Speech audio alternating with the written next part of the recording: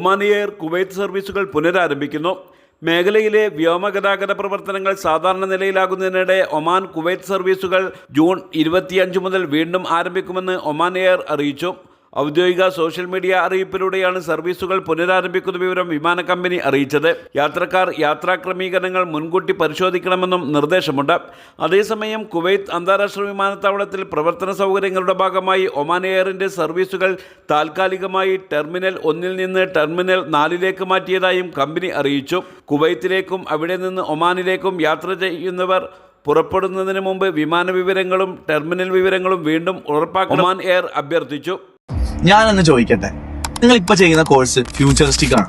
ഒരു 10 വർഷം കഴിഞ്ഞാൽ എന്തായിരിക്കും ഈ ഒരു കോഴ്സിന്റെ സാധ്യത എന്ന് പറയുന്നത്?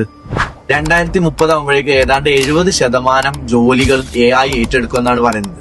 അങ്ങനെയെങ്കിൽ AI തന്നെ നല്ലൊരു ഡിഗ്രി കോഴ്സ് എടുക്കുന്നതല്ലേ നല്ലത്? അതുകൊണ്ട് ഇനിയും സമയം കളയേണ്ടതില്ല, പഠിക്കാൻ.